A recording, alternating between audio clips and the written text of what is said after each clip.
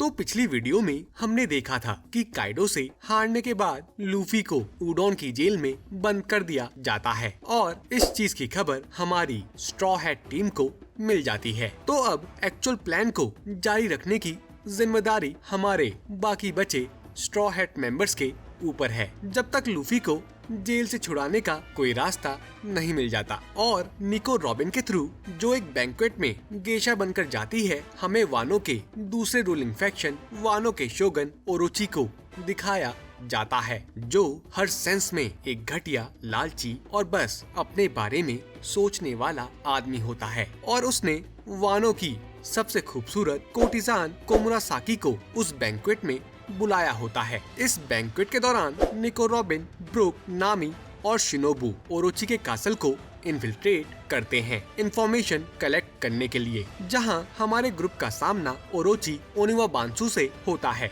ये एक निंजास का ग्रुप होता है जो ओरोची को सर्व करते हैं। ये निंजास हमारे ग्रुप को पकड़ने ही वाले होते हैं, लेकिन हमारा ग्रुप किसी तरह से अपने आप को बचाता है। मीनवाइल बैंक्वेट में ओरोची टोको को मारने की कोशिश करता है, क्योंकि टोको ओरोची के प्रोफेसी के डर को लेकर हंस पड़ी थी, जिसमें कहें तो टोको की भी कोई गलती नहीं थी, क्योंकि वो सिर्फ एक ही इमोशन दिखा सकती है, जिसके बारे में हम बाद में जानेंगे। खैर, कोमुरासाकी ओरोची को टोको को मारने से रोकती है और हम देखते हैं कि ओरोची के पास हेबी नोमी मॉडल यामाता नो ओरोची की ताकत है, जो एक मिथिकल जोआन डेविल फ्रूट है, जिससे वो अपने आप को 8 हेडेड स्नेक में बदल सकता है। स्पॉइलर अलर्ट, ओरोची को मारने के लिए हमें उसको 8 बार डिकैपिटेट करना होगा। कोमुरासाकी की ओरोची के प्रति इस बगावत को देखकर ओरोची का टॉप बॉडीगार्ड बॉस कियोशिरो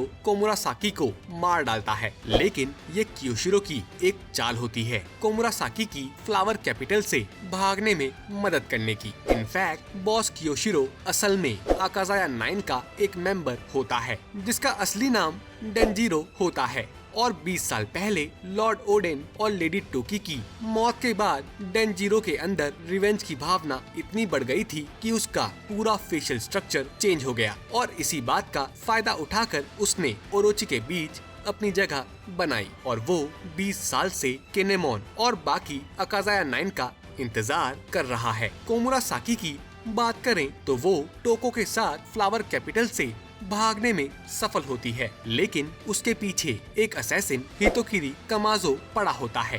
भागते हुए कोमुरासाकी की मुलाकात जोरो से होती है, जो उसको कमाजो से बचाता है। अब मैं आपको कमाजो के बारे में बताना चाहूँगा कि ये वर्स्ट जनरेशन और किड पायरेट्स का मेंबर मैसेकर सोल्जर किलर होता है, जिसने अपने कैप्टन की जान बचाने के लिए स्माइल फ्रूट खा लिया था। और हम देखते हैं कि वो टोको की तरह ही हंस रहा है। एनीवेज, बैक टू कोमुरासाकी, जो रिवील करती है कि वो असल में मोमोनोसुके की छोटी बहन कोजुकी हियोरी है, जो अब मोमोनोसुके से बड़ी है because of the time traveller shenanigans. वहीं वानो के दूसरी तरफ काइडो की फोर्सेस को स्ट्रॉ हैट्स के बारे में पता चल चुका है, which lead to a fight between Sanji and Page 1, जिसमें सांजी अपने जर्मन 66 रेड सूट की मदद से पेज 1 को बड़ी आसानी से हरा देता है। वहीं दूसरी ओर लॉ को पता चलता है कि उसके क्रू को बेसिल हॉकिंस ने पकड़ लिया है, और लॉ अपने क्रू की जान के बदले अपने आप को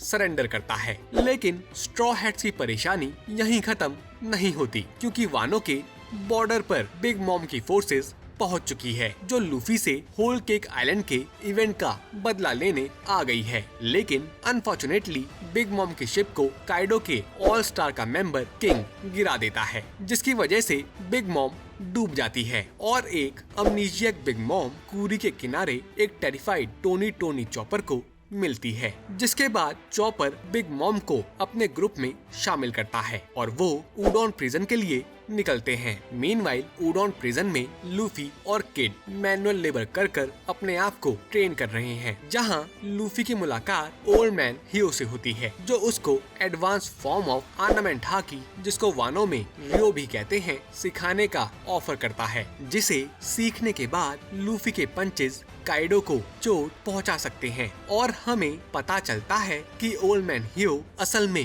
हियोगोरो ऑफ द फ्लावर हैं और वो फ्लावर कैपिटल के फॉर्मर याकुजा बॉस थे जिन्होंने ओरोची का साथ देने से इनकार कर दिया था। खैर कुछ समय बाद उडोन प्रिजन के रूलर और काइडो के ऑल स्टार मेंबर क्वीन की एंट्री होती है जो लूफी और हियोगोरो को सुमो इन्फर्नो में पार्टिसिपेट करवाता है और इस गेम के रूल्स सिंपल हैं। लूफी और हियोगोरो को wave after wave of enemies से लड़ना होगा जब तक वो दोनों मर नहीं जाते। Pretty fun right? By the way Udon की जेल के अंदर हमें ओडेन के 2 रिटेनर्स को दिखाया जाता है। पहला है कावामात्सु जो जेल के अंदर बंद है। असल में ओडेन और लेडी टोकी की मौत के बाद कावामात्सु ही था जिसने हियोरी का ख्याल रखा था, लेकिन एक दिन वो गलती से बीस्ट पायरेट्स के बिछाए गए जाल में फंस गया और उसको उडोन प्रिजन ले जाया गया। दूसरा है राइजो जो लूफी को छुड़ाने के लिए उसके हैंडकफ्स की चाबी ढूंढ रहा है। खैर फ्लावर कैपिटल में ओरोची को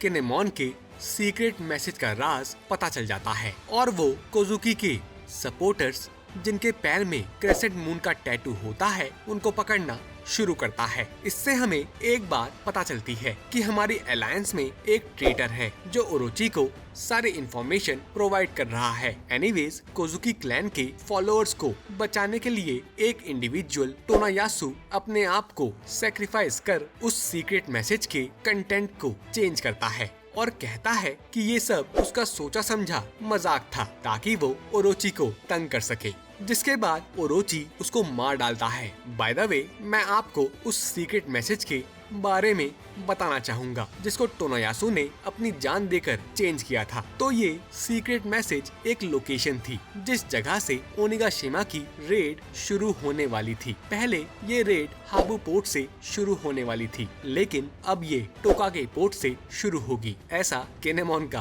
कहना है। हमें ये भी पता चलता है कि टोनायासु असल में हाकुमाई टाउन का डेम्यो था और उसका असली नाम सिमोसुकी यसुई था और वो ओडेन का बहुत अच्छा दोस्त था। खैर टोनायासु के एग्जीक्यूशन के बाद वहाँ खड़े सारे लोग और उसकी बेटी टोको उसकी मौत पर हंस रहे थे और अब हमें स्माइल फ्रूट के असली हॉरर का पता चलता है। असल में स्माइल फ्रूट खाने वालों में सिर्फ 10% लोगों को ही पावर मिलती है और बाकी 90% लोग स्माइल के अलावा अपने सारे इमोशंस खो देते हैं। ओरोची ने एबिसु टाउन के लोगों को डिफेक्टिव स्माइल फ्रूट खिलाए थे जिसकी वजह से वहाँ के लोगों ने अपने सारे नेगेटिव इमोशंस खो दिए और इसी वजह से वहाँ खड़े सारे लोग हंसने के अलावा कुछ नहीं कर पा रहे थे जो कि एक बहुत सैड सीन था। खैर back to the Udon prison जहाँ चॉपर का ग्रुप पहुँच चुका है और अमनीजियक बिग मॉम प्रिजन पर हमला करती है जिसकी वजह से प्रिजन के अंदर पूरा केओस मच जाता है, जिसे देखकर क्वीन बिग मॉम से लड़ाई करता है और काफी जोर से बिग मॉम के सर पर अपना सर मारता है जिसकी वजह से न केवल बिग मॉम बेहोश होती है पर उसकी याददाश्त भी वापस आ जाती है, जिसके बाद क्वीन बिग मॉम को कैप्चर करता है और उसे काइडो के पास ओनिगाशिमा ले जाता है। इस चीज का फायदा उठाकर लूफी प्रिजन में रिवोल्ट की शुरुआत करता है और तामा अपने डेविल फ्रूट से प्रिजन के सारे गार्ड्स को टेम करती है जिसकी वजह से लूफी और अकाजाया 9 के मेंबर्स प्रिजन को टेक ओवर करने में कामयाब होते हैं। बकुरा टाउन में किनेमोन अशुरा डोजी को अपनी अलायंस में शामिल करता है जो अकाजाया 9 का एक और मेंबर है और हमारी अलायंस को एक ह्यूज पावर बूस्ट मिलता है। हियोरी जोरो को सुसुई के बदले ओडेन की स्वॉर्ड एनमा देती है, लेकिन ये स्वॉर्ड कोई नॉर्मल स्वॉर्ड नहीं है क्योंकि ये यूजर की हाकी को एब्जॉर्ब करती है और जोरो एनमा के साथ ट्रेनिंग करना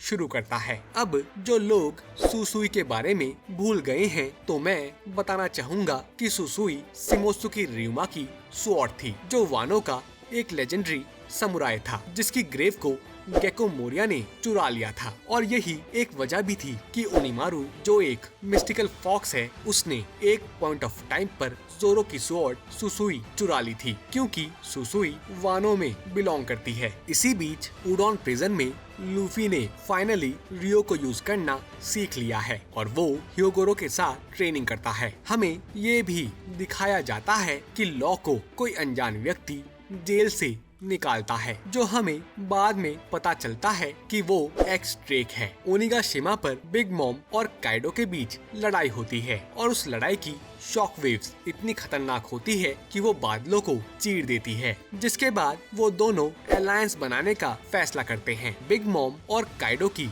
अलायंस की खबर मरीन्स को मिल जाती है और सेनगोकू रॉक पायरेट्स की हिस्ट्री को रिवील करता है कि बिग मॉम, व्हाइट बियर्ड और काइडो एक पॉइंट पर रॉक पायरेट्स के मेंबर थे, जिनका कैप्टन रॉक डी ज़ेबेक था और उसका मकसद था किंग ऑफ द वर्ल्ड बनने का। 38 साल पहले रॉक डी ज़ेबेक ने गॉड वैली में सेलेस्टियल ड्रैगन्स को मारने की कोशिश की थी, लेकिन गार्प और रॉजर ने मिलकर रॉक पायरेट्स को हराया था। इसी के साथ हमें 4 एम्परर ऑफ द सीज की बाउंटी भी दिखाई जाती है। खैर, रेवरी इवेंट के खत्म होने के बाद हमें कुछ मेजर रिवील्स मिलते हैं। बिग न्यूज मॉर्गन से पता चलता है कि रेवरी इवेंट के दौरान एक अटेम्प्टेड मर्डर और एक डेथ हुई है। जब ये खबर दुनिया भर में फैलती है तो हमें ड्रैगन, इवनकॉव, रेवोल्यूशनरी आर्मी, डडान और एलाबास्ता के लोगों का रिएक्शन देखने को मिलता है। हमें ये भी पता चलता है कि शिचिबुकाई सिस्टम अब खत्म हो चुका है और उसकी जगह